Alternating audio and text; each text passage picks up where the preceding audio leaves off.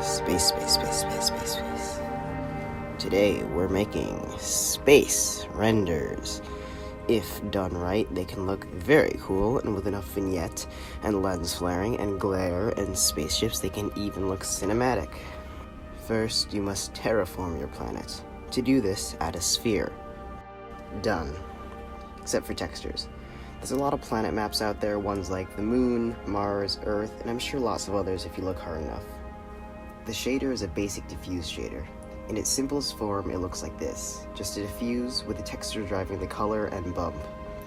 The setup I'm using is slightly more complex, using a few textures to mix several planet maps and get a more controlled result. It's basically just a bunch of mixed values, and you can replicate this setup if you want a more complex planet. By the way, all the textures I'm using can be found in the description. Alright, it looks decent, but it's missing something. Need some floofy clouds. Conveniently, there's a cloud map just for that. Just add another sphere, scale it up a super tiny amount, then add the cloud texture. Use the black and white values to control a node, mixing between transparent and diffuse. You can also use the color as a bump map for extra detail. Now duplicate the clouds and scale them up a little. Also rotate it so it's not repeating too obviously.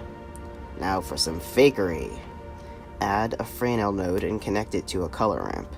Use that as a factor to mix a blue diffuse and a transparent shader. Now add the original shader to that and we have a nice fake blue atmosphere.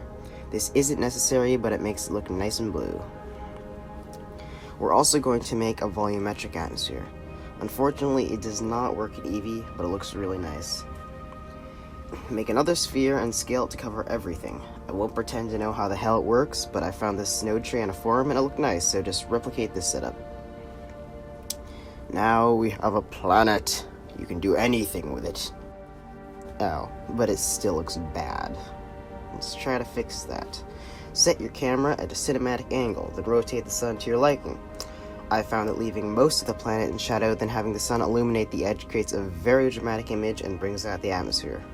Wonderful. Now for the fun part. Import some picture of space and use it in the background. Keep it really dim, just enough so it's not a black void back there. Now import your image plane with cool looking nebula textures on it and use the image to drive the alpha value of a principal BSDF. Make sure the base color is set to black, then make the emission color anything you like. I think blues work very well here. Maybe red or orange if this is an evil planet. Or just that kind of planet. Now, distribute these around your scene, focusing on the edge of the planet. This will look like an epic atmosphere in the render if done cleverly. If you're getting black areas like this, turn up the transparent passes. Also, try to avoid clipping with the planes, so don't let them pass through each other or other objects. Yuck. For best results, make sure the planes are perpendicular to the camera. You can also try using sRGB or non-colored data color spaces for different looks. Some planes way back in the distance with a low emission value can add a lot of depth.